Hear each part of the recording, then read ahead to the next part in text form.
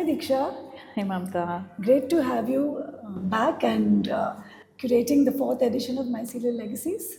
Thank you so much, and thank you for asking me, and thank you also for supporting the project. I mean, from the first one in 2023 now in Bikaner House, it's such a big project, and for you to invite me back in here in the project as well, it really feels like it's coming back home. Yeah, and that exhibition was very impactful and successful. And I remember when we started speaking about Mycelial Legacies in 2022, and our conversation sort of circled around that big gap which in the way the story of the Faculty of Fine Arts, MS University Baroda, has been told, where the focus was mainly on the male stalwarts and it celebrated them. But somewhere, women artists' voices were invisible to some extent, and they were more on the margins to some extent. And also, when you mentioned that you've been working on this project as a survey study, to me as a gallerist, I'm conscious of the stories that have been told and those that are not. And it seemed at that time important and urgent. Yeah. So it's I know because I studied in Baroda as well, and everybody talks about Bendre sir, Mani sir, Shanko Chaudhary, Ghulam, Jyoti Bhai, who of course is shown at the gallery. And I have to say the first time I saw his work was when your gallery was in Defence Colony.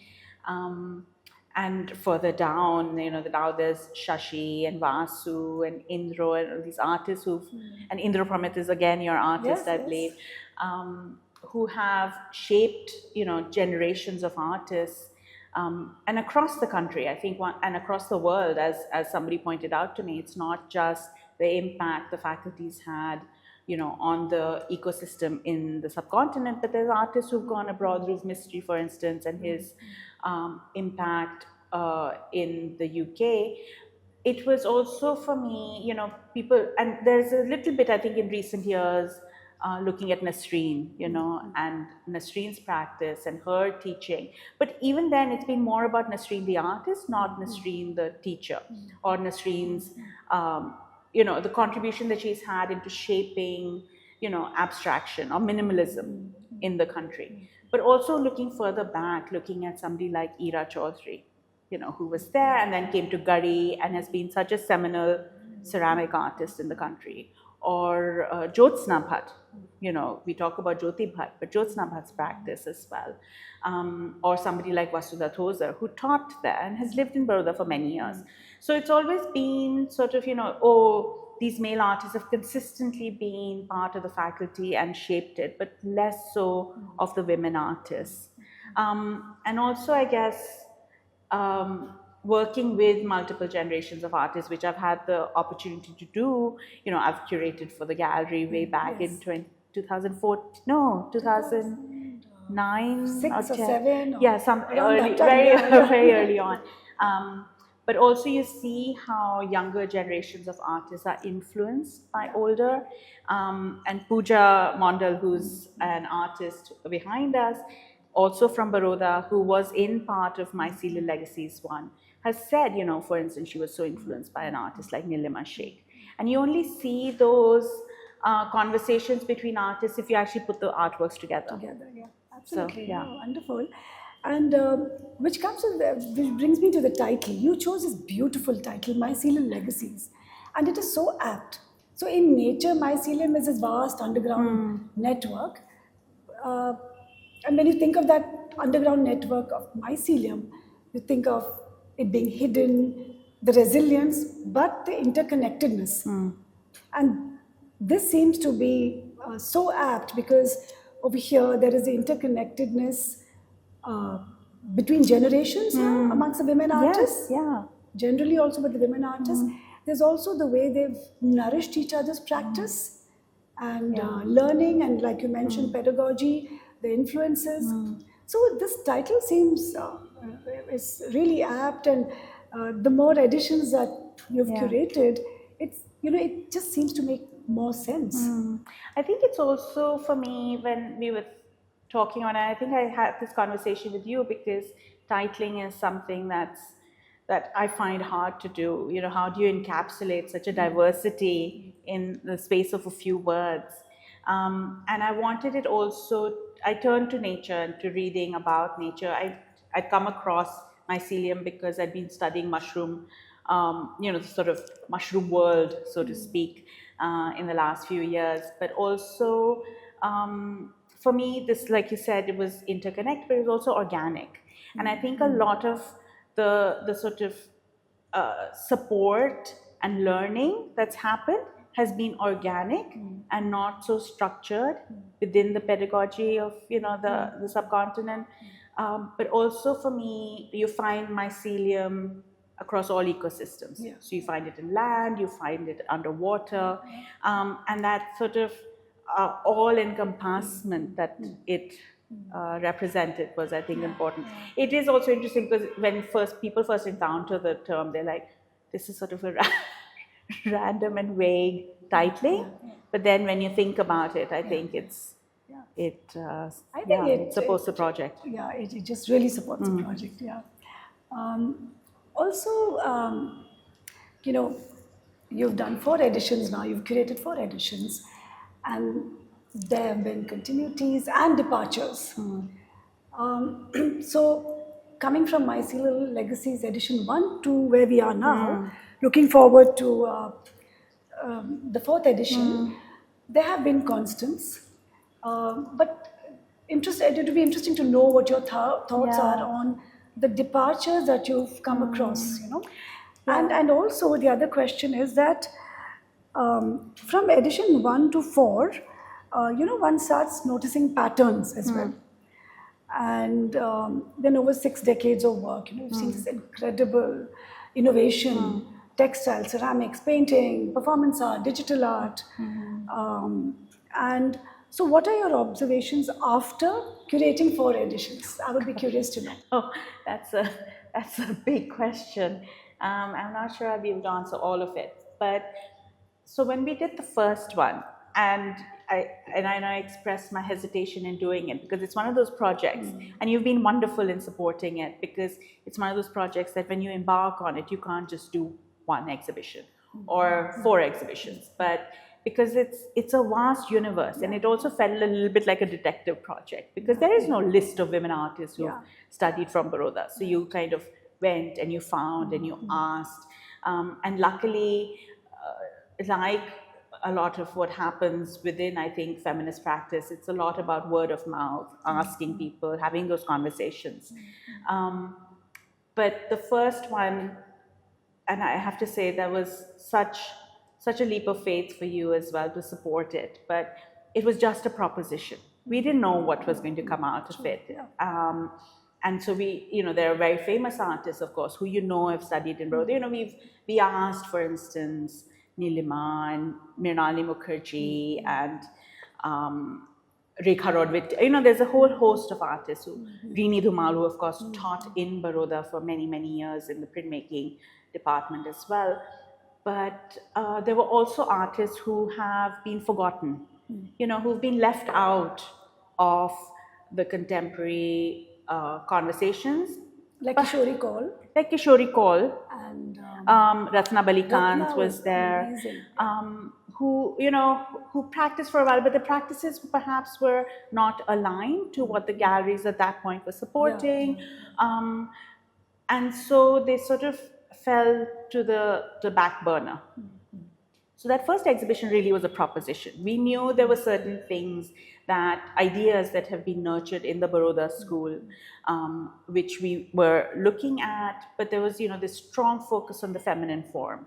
There was a strong focus on narrative, on history, on drawing on world history, which we see on multiple generations. There was also, with artists like Anita Dubey, again, looking at literature, theory, and art practice, activism. There are all these pockets. But it was really also, and I think the fact that it happened in Bikaner House and the architecture of Bikaner House, very much like what we'll do in Mycelial Legacies 4, is that you walk from one space to another. And by just simply those radical proximities of artworks, that you have artworks placed next to each other. Let's see what conversations come up. So I think it wasn't a complete exhibition. It was just the first step. And I think that first step then allowed for the second, which was, I think, slightly more coherent. I mean, of course, you also, because you're creating different spaces, you have to think of what is possible and not. So the first two, for instance, had no sort of chronological basis to it. Whereas the third one, which was then invited to Space Studios in Baroda, so sort of came back to its own locus of operating, was very much for me looking at artists pre-2000 who hadn't shown in Baroda. So you'd left the city, had made their mark on the art world, had developed their practices outside of Baroda, away from the institution. And so to bring them back, and for the younger generation who wouldn't necessarily also come across these works and these experiments that were being done, to see that. And Mycelial Legacies 4 in some ways is a continuation of that, because it's artists who have graduated from the faculty post 2000, so in the new, century, so to speak, in the last decade and a half, and bringing them together. So there's not that intergenerational is less in this one, but it is really also telling the story of now. Yeah, absolutely. And you mentioned about it being a feminist project, and it is unapologetically so. And what I find interesting is that it's not just about including women, but recognizing them as foundational to the Baroda Institute's identity. So in that sense, there's a lot that has evolved from edition 1 to edition 4 in being able to, recognize the roles, and many roles that the women artists have played. Yes, and I think also there was a sort of quiet force, perhaps, to artists like Jyotsna Bhatt, like Kishori Kaul, like Neelima Sheikh, who worked and perfected their craft in a time where it was, you just worked in your studio. That sort of feminism was very much about, you can also have children, you can have a family, but you can also be a practicing artist. And that's equally valid. It's not something that you do either this or that. Whereas now, for instance, if you look at an artist like Sarsaja, who's in the exhibition, they also have a publishing house, and they're publishing writings by women artists. And bringing those out. So it's also, it's not just who the teachers were or who was being seen on the gallery walls, but also whose writings are being read. No, it's wonderful. Then it's there's a greater influence in that sense. And you spoke about chronological grouping. So the first edition was purely not so. And even the other editions, it was not really that. It was post a certain year. And see, I mean, chronological grouping would have just been very neat and inevitable. But here, when you have literally looped back and forth, for example, Neelima's works juxtaposed with Shakuntala's works and Anita Dubey's works. So the conversations that emerged out of that dialogue, I mean that juxtaposition, made it seem very, they made the influences seem very real and alive, as opposed to a chronological grouping. And I think we can see a sort of visual overlaps, but also we can see a story of a nation being told through the eyes of women, and forefronting what experiences of women have been, very much so. So it's a feminist project, and not just the fact that it's women artists, but it's also a feminist view of the world in the last 60, 70 years. Absolutely, And we spoke about how the women artists have shaped Baroda's pedagogy. And they continue to leave their mark. So one of the most important the moving threads of this whole journey that you've embarked on is recognizing how many of these artists shape pedagogy as much as they shape their artworks. And for example, Nasreen Mohammadi's rigor, Jyotsna Bhatt's ceramics, Mrinalini's choice of material. So they weren't just producing art, but they were also influencing generations of students. And in many cases, their studios and homes became places of mentorship, of care and sharing. For example, I don't know if it's unique to the Baroda school, but when I was moderating a very animated dialogue between Himmat Bhai and Ghulam Bhai last year at Himmat Bhai solo, what was so delightful was that there were academic questions, but their joy was just talking about the camaraderie that existed amongst all of them as students. And they just took over the conversation and spoke of that. And that is what gives rise to pedagogy in a way, because their studios and homes in Baroda, they are such that it's there's so much of exchange. That's also a kind of pedagogy in a way. Yeah, and I think university towns like Baroda, perhaps also like Shanti Niketan, do foster that. I think perhaps more than, say, Bombay. Like, for instance, if you think about artists like Nalini, Malani, and her relationship, it was really Akbar, and this sort of, it was a group of male artists, and then there was Nalini. I think in Delhi it was slightly different because there's been, so Madhvi, Arpita, there's been exhibitions of that generation of artists. They all showed together, and so they also, in many ways, their lives had parallel trajectories. In terms of they got married to artists, they had children at the same time, their careers. And this, I think, was the best part of Mycelial Legacies one, was that there were artists who, of course, were constantly meeting, but there were artists also who were not met in a while. Or the fact that you could have quite young artists also be showing with quite senior artists who they were influenced by, who they respected, whose practices they studied. But the fact that we managed to bring them all in the same room and presenting their artwork in a same platform, you could really see that, and it wasn't just, and I hope that we do this next, but it wasn't just the artists. Parul Dave was there, who taught in Baroda. Nuzhat was there. And we hope that perhaps, in the future, that we can bring the writers, the curators who've also trained in Baroda together, not just the artists. That would be very interesting. And now, going forward, where does this curatorial journey lead for you? What do you see as an eventual trajectory? For example, as a gallerist, I see Mycelial Legacies as both an archive and also it's provocative. It's a reminder, but it's also an opening. So where do you see it going forward? After 4 or during edition 4? Yeah. So I think I would say I go back to my training in art history at the faculty. A lot of research has gone into it. There is now material that's been gathered. And I hope that, we can, and it's a project that you will never include everyone. An exhibition space is limited by the resources, by the space that we have, by how many numbers of exhibitions you can have.